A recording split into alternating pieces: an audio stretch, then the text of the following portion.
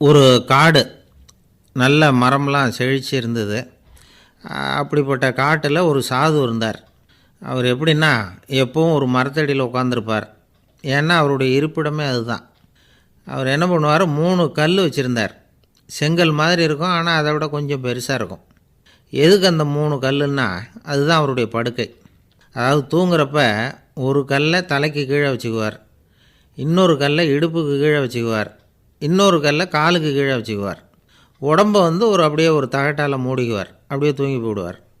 மழை பெய்யுதுன்னு வச்சுங்க, அவர் உடம்பு 3 கல் மேலே இருக்குதா, அதனால் தண்ணி அடியில் ஓடி போடும், உடம்பு நனையாது.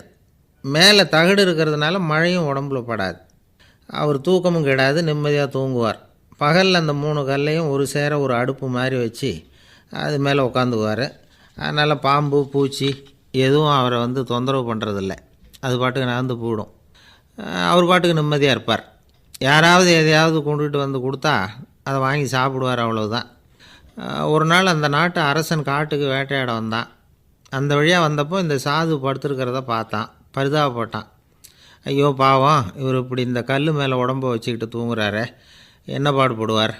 இவரை நாம் அரண்மனைக்கு அழைச்சிட்டு போய் சுகமாக நிம்மதியாக இருக்கிறதுக்கு வழி செஞ்சு கொடுப்போம், அது ரொம்ப நல்லாயிருக்கும் அப்படின்னு நினச்சான். அப்படி நினச்சிக்கிட்டே அரண்மனைக்கு வந்துட்டான். அதுக்கப்புறம் ஒரு பல்லக்கையும் 2 சேவகர்களையும் காட்டுக்கு அனுப்பி அந்த சாதுவை மெதுவாக இங்கே அழைச்சிட்டு வந்துடுங்க அப்படின்னு சொல்லி அனுப்பி வச்சான். இவங்க போய் அவர்கிட்ட விவரத்தை சொன்னாங்க. எனக்கு என்னத்துக்கு அரண்மனை வாசம் அப்படின்னார். இருந்தாலும் மன்னர் உத்தரவு, நீங்கள் அவசியம் வரணும் அப்படின்னாங்க இவங்க. சரின்னு சொல்லிவிட்டு வேறு வழி இல்லாமல் புறப்பட்டார். புறப்படும் பொழுது என்ன பண்ணார்னா, மறக்காமல் அந்த 3 கல் ஒரு தகடு அதையும் எடுத்து பல்லக்கில் வச்சுக்கிட்டார். என்னத்துக்கு இதையெல்லாம் எடுத்து வைக்கிறாரு அப்படின்னு சொல்லி அவங்க யோசனை பண்ணாங்க. இருந்தாலும் அதை பற்றி ஒன்றும் கேட்கல.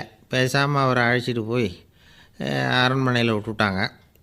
அரசன் ஓடி வந்தான், வரவேற்றான், அறுசுவை உணவு படைத்தான். அவர் படுக்கிறதுக்கு தங்க கட்டில், பட்டு மெத்தை, இப்படி எல்லாம் ஏற்பாடு பண்ணி வச்சான்.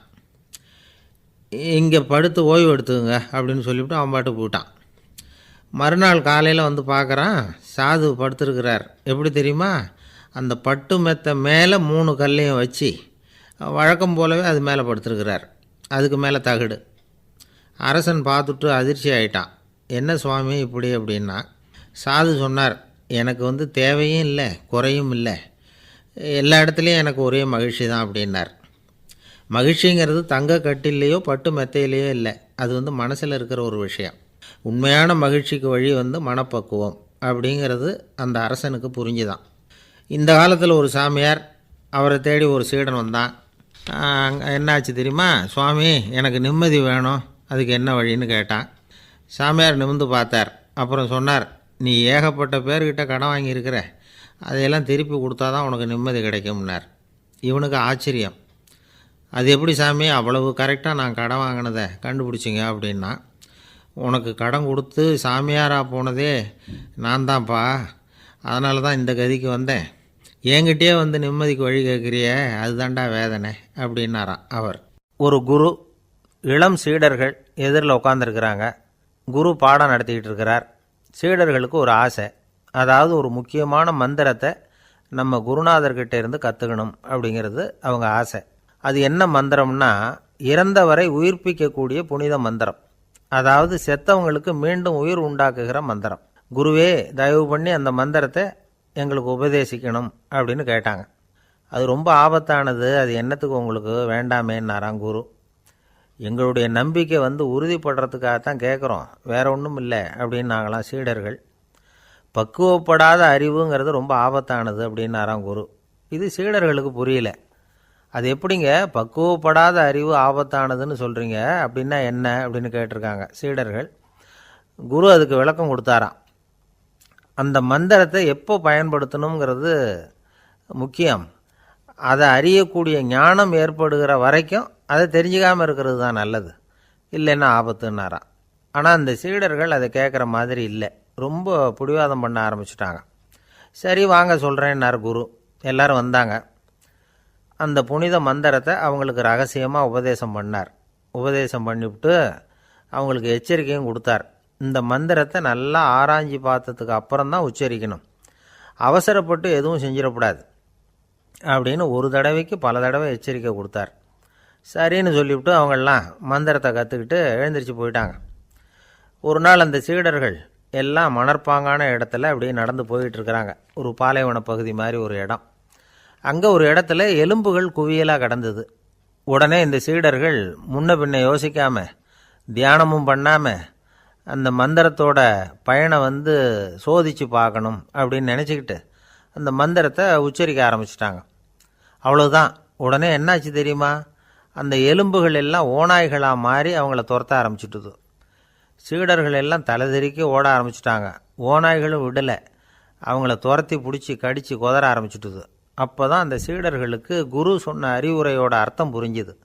பக்குவப்படாத அறிவு ஆபத்தானது அப்படிங்கிறது. அதனால் இதிலேருந்து நாம் தெரிஞ்சுக்க வேண்டியது என்னென்னா, நாம் நம்ம அறிவை வளர்த்துக்கிட்டால் மட்டும் போதாது, அந்த அறிவை எப்போ எப்படி பயன்படுத்தணும் அப்படிங்கிற பக்குவமும் நமக்கு வரணும். அப்போ தான் வாழ்க்கை நல்லபடியாக அமையும். இல்லைன்னா இடைஞ்சல் தான். இந்த காலத்தில் சில சின்ன பிள்ளைங்களுக்கே அறிவு ரொம்ப பக்குவப்பட்டிருக்குங்கிறத உணர முடியுது. ஒரு சின்ன பையன் பள்ளிக்கூடத்தில் மார்க் லிஸ்ட்டு கொடுத்தாங்க, வாங்கிக்கிட்டு அவசரமாக வீட்டுக்கு ஓடினான். எதிரில் வந்த ஒருத்தர் கேட்டார், என்ன அவசரம், ஏன் இப்படி வேகமாக ஓடுறேன்னார். எங்கள் அம்மா கிட்ட அடி வாங்கணும், அதுக்காக தான் ஓடுறேன்னா. அடி வாங்கிறதுக்காக இவ்வளவு அவசரம்னார் அவர். அப்படி இல்லைங்க, நான் போகிறதுக்குள்ளே எங்கள் அப்பா வீட்டுக்கு வந்துட்டாருன்னா அவர்கிட்ட அடி வாங்க வேண்டியிருக்கும், அதை அவாய்ட் பண்ணுறதுக்காக இப்படி ஓடுறேன் அப்படின்னு நானான் அந்த பையன். ரொம்ப நாளைக்கு முன்னாடி ஒரு நாள் கோவலன் நாடகம் நடந்தது. எங்கள் மதுரையில் நடந்தது. அதில் ஒரு முக்கியமான கட்டம். கண்ணகி கிட்ட சிலம்பை வாங்கிக்கிட்டு அதை விற்கிறதுக்காக மதுரை நகருக்கு புறப்படுறான் கோவலன். அந்த சமயத்தில் கண்ணகி பாடுற மாதிரி ஒரு நாடக பாடல் நாடக ஆசிரியர் எழுதினது.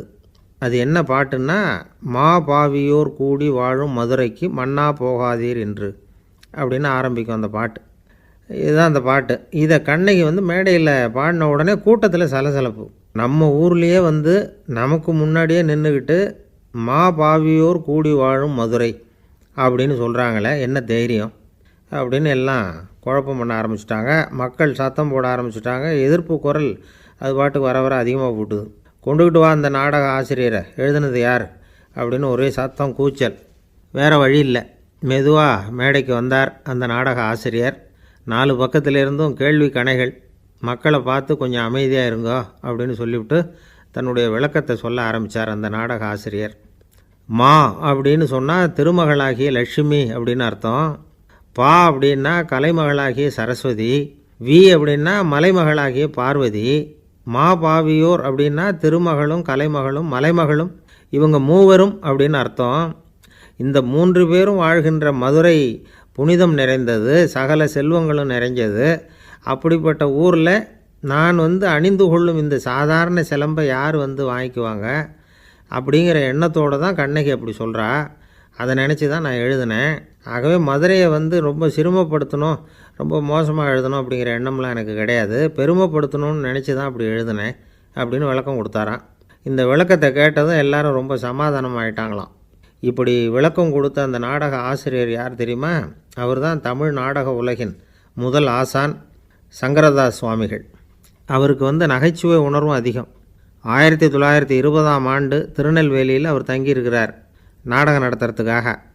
அவர் தங்கியிருந்த வீட்டில் கொசு மூட்டைப்பூச்சி அதிகமாக இருந்திருக்கு. அவரால் தூங்கவே முடியல. அவர் அனுபவித்த தொல்லைகள் ஒரு பாட்டாக உருவாச்சு. வேடிக்கையாக ஒரு பாட்டு எழுதினாராம். மூட்டையும் கொசுவும் ஒரு வீட்டிலே மீட்டிங் போட்டால் முன்னே நிற்க யாரால் முடியும், கொசு மோகன ராகம் போல சத்தம் போட்டு முன்னே நின்று செய்திடும் யுத்தம். இதை மறுநாள் நாடகத்தில் கோமாளி வேஷம் போட்ட ஒரு சிறுவனை விட்டு பாட வச்சுருக்கார். எல்லாரும் சிரித்து ரசித்தாங்களாம். சங்கரதாஸ் சுவாமிகள் கல்யாணமே பண்ணிக்கல, துறவி மாதிரியே வாழ்ந்திருக்கார். தமிழ் நாடக கலைக்கு தன்னையே அர்ப்பணம் பண்ணிக்கிட்டவர் அவர்.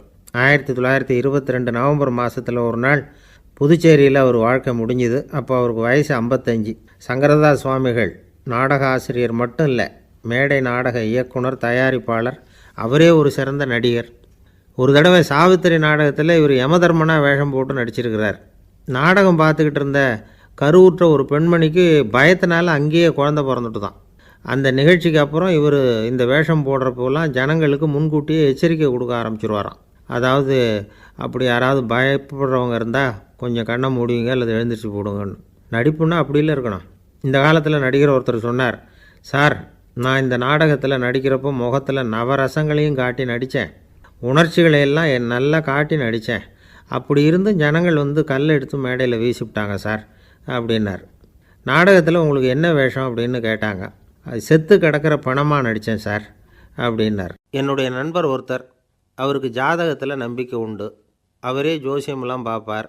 என்ன சார் இந்த காலத்தில் இதையெல்லாம் நம்பிக்கிட்டு இருக்கீங்களேன்னு கேட்டால், உங்களுக்கு ஒன்றும் தெரியாது சார், இந்த உலகத்தில் ஒவ்வொருத்தரும் அவங்கவுங்க செய்கிற நல்லது கெட்டதுக்கு தகுந்த பலனை அனுபவிச்சே தீரணும்பார். அது மட்டும் இல்லை, ஒருத்தன் செத்துட்டா கூட அவன் செஞ்ச பாவ புண்ணியங்கள் கூடவே போயிட்டுருக்கோம்பார். அது எப்படி கூட போகும் அப்படின்னு குதர்க்கமாக கேட்டால், அதுக்கு அவர் ஒரு கதை சொன்னார். அது ரொம்ப சுவாரஸ்யமாக இருந்தது. ஒரு ஊரில் ஒருத்தர் இருந்தாராம். அவர் ஜோசியம் பார்க்குறதுல ரொம்ப கெட்டிக்காரரு. ஒருத்தருடைய தலைமுடியை மட்டும் அவர்கிட்ட காட்டினா போதும், அதை மட்டும் பார்த்துட்டு அவருடைய ஜாதகத்தையே சொல்லிவிடுவாராம். அப்பேற்பட்ட திறமை. அந்த ஆள் ஒரு சமயம் கன்னியாகுமரி கடற்கரைக்கு போயிருந்திருக்கிறார். அங்கே கரை ஓரமாக ஒரு மண்டை ஓடு கிடந்திருக்கு. அதை எடுத்து பார்த்துருக்கிறார். அந்த மண்டை ஓட்டை வச்சுக்கிட்டே அதோட ஜாதகத்தை அலசியிருக்கிறார். இந்த மண்டை ஓட்டுக்கு உரிய ஆசாமி வாழ்க்கையில் ரொம்ப கஷ்டப்பட்டுருக்கிறான், நிறைய கஷ்டத்தை அனுபவிச்சிருக்கிறான், அது தாங்க முடியாமல் தான் கடலில் விழுந்து தற்கொலை பண்ணிகிட்டு இருக்கான் அப்படிங்கிறத அவர் கணிச்சுட்டார். இருந்தாலும் இந்த மண்டை ஓடு இன்னமும் அனுபவிக்க வேண்டியது பாக்கி இருக்குது அப்படிங்கிறதையும் அவர் உணர்றார். அது சரி, ஒருத்த வந்து உயிரோடு இருக்கிற வரைக்கும் தானே நல்லது கெட்டதை அனுபவிக்க முடியும். செத்ததுக்கு அப்புறமும் பாக்கி இருக்குன்னா அதை எப்படி அனுபவிக்கிறது? இந்த மண்டை ஓட்டுக்கு இன்னும் கொஞ்சம் பாக்கி இருக்குது அப்படிங்கிறது அவருக்கு புரிஞ்சதே தவிர அதோட அர்த்தம் என்னங்கிறது அவருக்கு சரியாக விளங்கலை. சரி, இதை இன்னும் கொஞ்சம் விவரமாக ஆராய்ச்சி பண்ணி பார்ப்போம் அப்படின்னு நினச்சிக்கிட்டு அதை தன்னுடைய வீட்டுக்கு எடுத்துகிட்டு போயிட்டார். அந்த மண்டை ஓட்டை ஒரு பொட்டியில் வச்சு பூட்டினார். தன்னுடைய தனி அறையில் அதை பத்திரமா வச்சுக்கிட்டார். தினமும் ராத்திரி ஆனதும் தன்னுடைய மனைவியை பார்த்து, நீ போய் பூஜை அறையில் தனியாக படுத்துக்கோ அப்படின்னு சொல்லிவிட்டு, இவர் தினம் ராத்திரி 12 மணிக்கு பொட்டியை திறந்து அதை பார்ப்பார். மண்டை ஓடு அப்படியே இருந்ததே தவிர இன்னும் கொஞ்சம் பாக்கி இருக்குங்கிறதுக்கு அர்த்தம் அவருக்கு விளங்கலை. அந்த மண்டை ஓட்டுக்கு இன்னும் என்ன பாக்கி இருக்க போகுது? இப்படியே ஒரு 10 நாள் போச்சு. அந்த வீட்டம்மாவுக்கு சந்தேகம் வந்துட்டுது. நம்ம வீட்டுக்காரர் நம்மளை தனியாக ஏன் தூங்க சொல்கிறார் அப்படிங்கிற சந்தேகம். உடனே பக்கத்து வீட்டு அம்மாக்கிட்ட விஷயத்தை சொல்லியிருக்கிறாங்க. அந்த அம்மா உடனே, நீ கவலைப்படாத, நான் கண்டுபிடிச்சி சொல்கிறேன்னு சொல்லிவிட்டாங்களாம். அன்றைக்கி ராத்திரியே ஜன்னல் வழியாக எட்டி பார்த்துருக்குறாங்க. இந்த ஆள் மண்டை ஓட்டை கையில் வச்சுக்கிட்டு அதை திருப்பி திருப்பி அப்படியும் இப்படியும் பார்த்துக்கிட்டு இருந்தது தெரிஞ்சுட்டுது. மறுநாள் காலையில் அவரோட மனைவியை பார்த்தாங்க. ஏம்மா, உன் வீட்டுக்காரருக்கு நீ முதல் மனைவியா 2வது மனைவியா அப்படின்னு கேட்டாங்க. எனக்கு தெரிஞ்ச வரைக்கும் நான் ஒருத்தி தான் அவருடைய மனைவின்னாங்க. அப்படி இல்லை, நீ அவருக்கு 2வது மனைவி. முதல் மனைவியின் மண்டை ஓடு தான் அவர் கையில் இருக்குப்போ, அதை தான் அவர் தினமும் ராத்திரியில் எடுத்து பார்த்துக்கிட்டு இருக்கிறாரு அப்படின்னு விட்டாங்க அந்த அடுத்த வீட்டம்மா. அப்படியா விஷயம்னு சொல்லிவிட்டு கணவன் வீட்டில் இல்லாத நேரமாக பார்த்து அந்த மண்டை ஓட்டை எடுத்து கொண்டாந்து ஒரு உரலில் போட்டு உலக்கையால் குத்தி நொறுக்க ஆரம்பிச்சுட்டுது அந்த அம்மா. வெளியே போயிருந்த அந்த ஆள் அப்போ தான் உள்ளே நுழைஞ்சார். மண்டை ஓடு உலக்கைக்கிட்ட குத்து வாங்கிட்டு இருக்கு. அது அனுபவிக்க வேண்டியது இன்னும் கொஞ்சம் பாக்கி இருக்குது அப்படிங்கிறதுக்கான அர்த்தம் எனக்கு இப்போ தான் புரிஞ்சுதுன்னாராம் அவர். இந்த கதையிலேருந்து நாம் இன்னொரு நீதியையும் புரிஞ்சுக்கணும். அதாவது நம்ம வீட்டை பற்றி நமக்கு தெரியாததெல்லாம் அடுத்த வீட்டுக்காரங்களுக்கு நல்லா தெரியும். ஒருத்தர் ரொம்ப கவலையோடு உட்காந்துருந்தார். எதை பற்றி சார் கவலைப்படுறீங்கன்னு கேட்டோம். எதிர்காலத்தை பற்றி கவலைப்படுறேன்னார். ஏன்னு கேட்டோம். என்ன பண்ணுறதுன்னே தெரியல சார், எதிர்காலம் ஒரே இருட்டாக இருக்குது, பாதையே புரியலன்னார். இன்றைக்கி நம்ம இளைஞர்கள் பல பேருக்கு எதிர்காலம் இருட்டாக தான் தெரியுது. அவங்கெல்லாம் இந்த கதையை கொஞ்சம் கேட்கணும். ஒரு மலை அடிவாரத்தில் ஒரு சின்ன கிராமம். அந்த மலை ரொம்ப உயரமானது. அடர்த்தியாக செடி கொடிகள் மரங்கள் அதில் மண்டி கிடக்குது. பகல் வேளையில் இருட்டாக தான் இருக்கும், அவ்வளோ அடர்த்தி. அந்த மலை உச்சியில் ஒரு கோவில். நாள் ராத்திரியே புறப்பட்டால் தான் காலையில் அந்த கோயிலுக்கு போய் சேர முடியும். கிராமத்து இளைஞன் ஒருத்தன் அந்த மலை உச்சிக்கு போக வேண்டியிருந்தது. கையில் ஒரு விளக்கை எடுத்துக்கிட்டு நாள் ராத்திரியே புறப்பட்டான். புறப்பட்டு போனவன் கிராமத்து எல்லையிலேயே நின்றுட்டான். ஏன் தெரியுமா? அவன் கையில் இருந்த விளக்கோட வெளிச்சம் 10 அடி தூரத்துக்கு தான் தெரியுது. அது வரைக்கும் தான் பாதை தெளிவாக இருக்குது. அதுக்கு அப்பாலெல்லாம் ஒரே இருட்டாக இருக்குது, பாதை புரியல. இவன் யோசனை பண்ணி பார்த்தான். மனசுக்குள்ளே ஒரு சந்தேகம். 10 அடி தூரம் தானே வெளிச்சம் தெரியுது, அப்படின்னா நாம் 10 அடி தூரம் தானே போக முடியும். அதுக்கும் அந்தாண்ட ஒரே இருட்டாக இருக்குதே, அதில் எப்படி நாம் நடந்து போகிறது? நாம் ரொம்ப தூரம் நடந்து போய் ஆகணுமே. அப்படிப்பட்ட நினப்பெல்லாம் அவனுக்கு வந்துவிட்டுது. இதுதான் அவன் மனசில் ஏற்பட்ட தயக்கம். இப்படி யோசிச்சுக்கிட்டே அந்த இளம் ஆசாமி புறப்பட்ட இடத்துலையே நின்றுக்கிட்டு இருக்கிறான். அந்த சமயத்தில் ஒரு வயசான பெரியவர் அந்த பக்கமாக வந்தார். அவர் கையில் இதை விட சின்னதாக ஒரு விளக்கு வச்சுருந்தார். அது எப்படின்னா அது ஒரு 5 அடி தூரத்துக்கு தான் வெளிச்சம் காட்டுது. அவ்வளவு சின்ன விளக்கு. அவரும் மலை உச்சிக்கு போகிறதுக்காக தான் வந்துக்கிட்டு இருக்கிறார். அவரை பார்த்து இவன் கேட்டான், என்ன பெரியவரே, இவ்வளவு சின்ன விளக்கை வச்சுக்கிட்டு அவ்வளவு தூரத்துக்கு எப்படி மலையேற போகிறீங்க அப்படின்னு கேட்டான். நீ ஏன் இப்படி தயங்கிட்டே நிற்கிறேன்னு கேட்டார் பெரியவர். என்கிட்ட இருக்கிற விளக்கு 10 அடி தூரத்துக்கு தான் பாதையை காட்டுதுன்னா. இப்போ பெரியவர் சொன்னார், தம்பி, உன் கையில் இருக்கிற விளக்கு கொடுக்குற வெளிச்சத்தை வச்சு நீ முதல்ல 10 அடி தூரம் முன்னாடி போ. 10வது அடியில் போய் நின்றுக்கிட்டு பாரு, மறுபடியும் ஒரு 10 அடி தூரத்துக்கு பாதை தெரியும். இப்படி உன் கையில் இருக்கிற விளக்கு தொடர்ந்து வெளிச்சம் காட்டிக்கிட்டே இருக்கும். நீ முன்னேற முன்னேற அந்த வெளிச்சமும் முன்னேறும். அதனால் எத்தனை கிலோமீட்டர் தூரம் வேணும்னாலும் நீ இந்த 10 அடி தூரம் வெளிச்சத்தை வச்சுக்கிட்டே நீ போயிடலாம், புறப்படு அப்படின்னார். இப்போ தான் அந்த பெரியவர் சொன்னது இளைஞனுக்கு பளிச்சுன்னு புரிஞ்சுதான். உடனே உற்சாகமாக புறப்பட்டான், உச்சிக்கு போய் சேர்ந்தான். இந்த கதையிலேருந்து நாம் புரிஞ்சிக்க வேண்டியது என்ன தெரியுமா? நீண்ட கால திட்டம் ஒன்று போடும் பொழுது நமக்கு முன்னாடி இருக்கிறத மறந்துவிட்டு மனசை போட்டு குழப்பிக்க கூடாது. உங்கள் கையில் என்ன இருக்கோ அதுலேயே உங்கள் எதிர்காலம் மறைஞ்சிருக்குது. கண் முன்னாடி தெரியறத வச்சு ஆரம்பிங்க, போக போக வழி தானாக புலப்படும் அப்படிங்கிறார் ஒரு பெரியவர்.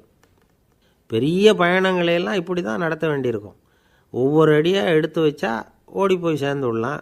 மலைச்சி போய் நின்றுட்டா நின்றுக்கிட்டே இருக்க வேண்டியது தான். நம்ம ஆள்லாம் ரொம்ப மோசமாக இருக்கிறாங்க. ஒருத்தன் அப்படி தான் நீண்ட தூர பிரயாணம் ஒன்று புறப்பட்டான். ரயில் போய்கிட்டே இருந்தது. கொஞ்சம் தூரம் போச்சு, பாதி வழியில் கையில் வச்சுருந்த டிக்கெட்டை காற்றுல விட்டுட்டான். ஐயோ, என் டிக்கெட்டு போயிட்டுதே அப்படின்னு கத்த ஆரம்பிச்சிட்டான்.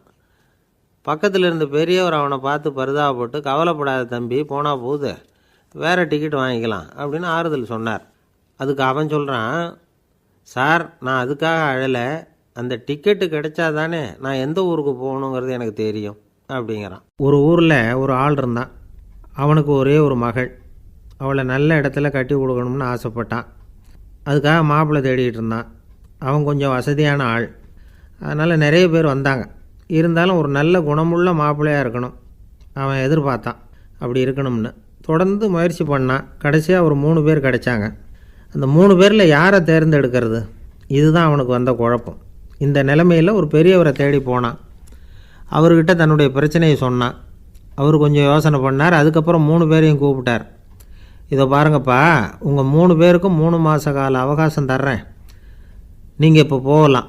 3 மாதம் கழித்து திரும்பி வரலாம். அப்படி வரும்பொழுது இந்த 3 மாத காலத்தில் நீங்கள் செஞ்ச நல்ல காரியம் ஏதாவது ஒன்று சொல்லணும். அதை வச்சு உங்களில் ஒருத்தரை நாங்கள் தேர்ந்தெடுத்துக்கிறோம் அப்படின்னு சொன்னாராம். 3 பேரும் சரின்னு சொல்லிவிட்டு திரும்பி போயிட்டாங்க. 3 மாதம் ஆச்சு. அதுக்கப்புறம் ஒரு நாள் திரும்பி வந்தாங்க. அவர் அவங்கள கூப்பிட்டு உட்கார வச்சார். அப்புறம் கேட்டார், இப்போ சொல்லுங்கள், இந்த 3 மாத காலத்தில் நீங்கள் செஞ்சுருக்கிற ஏதாவது ஒரு நல்ல காரியத்தை சொல்லுங்கள் அப்படின்னார். முதல்ல ஒருத்தன் எழுந்திரிச்சு நின்னான். ஐயா, எங்கள் அப்பா இறந்த பிறகு அவரோட கணக்கு வழக்குகளை எடுத்து பார்த்துக்கிட்டு இருந்தேன். அவர் ஒரு வியாபாரிகிட்ட 10,000 ரூபா கடன் வாங்கியிருக்கிறதாக எழுதியிருந்தார். அந்த வியாபாரியும் இப்போ உயிரோடு இல்லை. இருந்தாலும் அந்த வியாபாரியோட மகனை தேடி கண்டுபிடிச்சேன். கணக்கு புத்தகத்தை காட்டினேன். எங்கள் அப்பா உங்கள் அப்பா கிட்ட 10,000 ரூபா கடன் வாங்கியிருக்கிறதாக இதை எழுதியிருக்கிறார். அதனால் அதை திருப்பி கொடுக்கறதுக்காக வந்திருக்கிறேன். இந்தாங்க அந்த பணம் அப்படின்னு சொல்லி கொடுத்துட்டு வந்துட்டேன் அப்படின்னு நானும். இதை பெரியவர் கவனமாக கேட்டுக்கிட்டார். அதுக்கப்புறம் 2வது இளைஞன் எழுந்திரிச்சான். ஐயா, நான் போன மாதம் ஒரு நாள் ராத்திரி வேளையில் ஒரு காட்டுப்பாதை வழியாக எங்கள் ஊருக்கு போய்கிட்டு இருந்தேன். அந்த சமயத்தில் அந்த வழியாக வந்துக்கிட்டு இருந்த ஒரு வழிப்போக்கர்கிட்ட 4-5 திருடர்கள் வம்பு வளர்த்து அவர்கிட்ட இருந்த பொருளையெல்லாம் கொள்ளையடிச்சிக்கிட்டு இருந்தாங்க. நான் உடனே ஒரு குச்சியை எடுத்துகிட்டு ஓடினேன். அந்த திருடர்களை அடித்து விரட்டினேன். பொருளையெல்லாம் மீட்டு அந்த வழிப்போக்கர்கிட்ட ஒப்படைச்சேன். அவரை பத்திரமா அழைச்சிக்கிட்டு போய் அவர் வீட்டில் விட்டுட்டு வந்தேன் அப்படின்னு நானும். இதையும் பெரியவர் கவனமாக கேட்டுக்கிட்டார். அடுத்தபடியாக 3வது இளைஞன் எழுந்திரிச்சான். ஐயா, போன மாதம் ஒரு நாள் நான் ஒரு மலைப்பாதை வழியாக போய்கிட்டு இருந்தேன். மலைப்பாதை விளிம்பில் ஒரு மதகு கட்டை, அது மேலே ஒரு ஆள் படுத்து தூங்கிட்டு இருந்தான். அந்த பக்கம் தவறி உருண்டு விழுந்திருந்தான்னா அதில் பாதாளம். மலையடி வாரத்தில் போய் தான் விழணும், அவ்வளவு பள்ளம். அது தெரியாமல் அவன் பாட்டுக்கு தூங்கிட்டு இருந்தான். நான் உடனே அவன்கிட்ட ஓடி போய் குனிஞ்சு அவன் முகத்தை பார்த்தேன். அப்போ தான் புரிஞ்சுது, அவன் ஏற்கனவே எனக்கு தெரியும். அவனை எனக்கு நிறைய கெடுதல் பண்ணியிருக்கிறான், இடைஞ்சல் கொடுத்தவன். இருந்தாலும் ஐயோ பாவம்னு நினச்சி அவனை எழுப்பி பாதுகாப்பாக வேறு ஒரு இடத்துல படுக்க வச்சுட்டு வந்தேன் அப்படின்னு நானும். பெரியவர் இதையும் கேட்டுக்கிட்டார். அதுக்கப்புறம் அவங்க 3 பேரையும் பார்த்து, நீங்கள் போகலாம், நாங்கள் யோசித்து முடிவு பண்ணி உங்களுக்கு சொல்லி அனுப்புகிறோம் அப்படின்னாராம். அந்த இளைஞர்கள் புறப்பட்டு போயிட்டாங்க.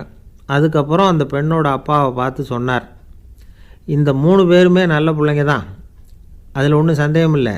இருந்தாலும் இந்த 3 பேர் செஞ்ச செயல்களையும் ஒப்பிட்டு பார்க்க வேண்டியிருக்கு. முதல் இளைஞன் நேர்மைக்கு எடுத்துக்காட்டாக விளங்குறான். இந்த காலத்தில் இது மாதிரி இளைஞர்களை பார்க்குறது ரொம்ப கஷ்டம்தான். இருந்தாலும் அவன் கடமையை தான் செஞ்சான். 2வது இளைஞன் நல்ல வீரன், தைரியசாலி. ஒரு வீரன் எதை செய்யணுமோ அதைத்தான் இவன் செஞ்சான். இவன் ஒரு லட்சிய மனிதன். 3வது இளைஞன் தன்னுடைய பகைவனுக்கே உதவி செஞ்சுருக்கான். அவன் உயிரை காப்பாற்றியிருக்கிறான். பகைவனுக்கு அருள்வதுங்கிறது ஒரு சாதாரண மனுஷனால் செய்யக்கூடிய காரியம் இல்லை. பகையை மறக்கிறதும் பகைவனுக்கு அருள்வதும் தெய்வீக பண்புகள். அதனால் இவனையே உன்னுடைய மகளுக்கு ஏற்ற மாப்பிள்ளையாக தேர்ந்தெடுக்கலாம் அப்படின்னு சொன்னாங்களாம். ஒரு நல்ல நாளில் அவங்களுக்கு திருமணம் நல்ல விதமாக நடந்து முடிஞ்சுதான்.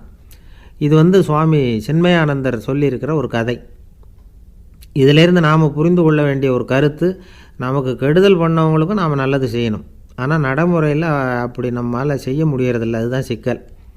நம்மால் ஒருத்தங்கிட்ட கேட்டேன், ஏண்டா உன்னுடைய பகைவன் ஒருத்தன் அது மாதிரி ஒரு மலைப்பாத மதகு கட்டையில் படுத்திருந்தா உடனே நீ என்ன நினைப்ப அப்படின்னு கேட்டோம். இது ஒரு அருமையான சந்தர்ப்பம்னு நினைப்பேன் அப்படின்னா. எதுக்குன்னு கேட்டோம்.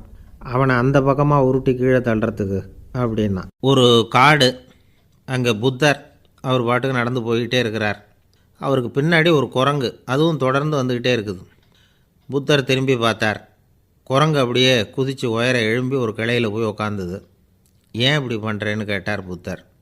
என்னை சாதாரணமாக நினைக்க வேணாம், நான் மகாமந்தி, என்னால் எல்லாம் முடியும், முடியாதுங்கிற வார்த்தையே என்னுடைய அகராதியில் கிடையாது, என்ன வேணும்னாலும் செய்வேன் அப்படின்னுது. அப்படின்னா ஒரு பந்தயம் வச்சுக்கலாமான்னார் இவர். ஓ வச்சுக்கலாமேன்னுது. வேறு ஒன்றும் இல்லை, இப்போ நீ மேலே எழும்பி அந்த கிளையில் உட்காந்தது மாதிரி அங்கேருந்து தாவி என் உள்ளங்கையில் உட்காரணும், அவ்வளவுதான் அப்படின்னார். அப்படி உட்காந்துட்டா என்ன பரிசு அப்படின்னு கேட்டது. அது சொர்க்கத்தில் இருக்கிற மாமன்னன் மரகத சக்கரவர்த்தியை என்னோட இருக்கும்படியாக கூப்பிட்டுக்கிறேன். அந்த சமயத்தில் அவருடைய அரியணை அங்கே காலியாகிடும், நீ அதில் போய் உட்காந்துக்கலாம். பந்தயத்தில் தோத்துட்டா ஒரு கல்ப காலம் இந்த பூமியில் வாழ வேண்டியிருக்கும், அதுக்கு பிறகு தான் என்கிட்ட வர முடியும், என்ன சொல்கிற அப்படின்னார். குரங்குக்கு தாவறது ஒரு பெரிய காரியமா? இது எனக்கு ரொம்ப சாதாரண விஷயம், என்ன இப்போவே தாவட்டுமா அப்படின்னுது. சரின்னு சொல்லி உள்ளங்கையை நீட்டினார். அவருடைய கை தாமரை இலை அளவுக்கு அப்படியே விரிஞ்சுது. குரங்கு சௌகரியமாக உட்கார்றதுக்காக. குரங்கு தாவறதுக்கு தயாராச்சு. அதுக்கு முன்னாடி ஒரு சின்ன யோசனை. அதுக்கு இந்த கிளையிலேருந்து அந்த கைக்கு தாவறது எனக்கு ரொம்ப அற்பமான ஒரு வேலை, இது ரொம்ப சாதாரணம், என்னுடைய கௌரவத்துக்கு இது சரியாக இருக்காது. அதனால் நான் என்ன பண்ண போகிறேன்னா, இங்கேருந்து கிளையிலேருந்து அப்படியே உயர எழும்ப போகிறேன். எழும்பி மேல் உலகம் போய் அங்கே ஒரு சுற்றிவிட்டு அதுக்கப்புறம் அங்கேருந்து நேராக இந்த கையில் உட்கார போகிறேன் அப்படின்னு நினச்சிது. என்ன யோசிக்கிற அப்படின்னார் புத்தர். ஒன்றும் இல்லை, இந்த பாயிரம் பார் அப்படின்னு சொல்லி தாவி உயர போயிட்டுது. கொஞ்ச நேரத்தில் வான உலகத்துக்கே போய் சேர்ந்துட்டுது. அங்கே போய் பார்த்தா அங்கே ஒரு 5 பளிங்கு தூண்கள் இளம் சிவப்பு நிறத்தில் நின்றுக்கிட்டு இருக்குது.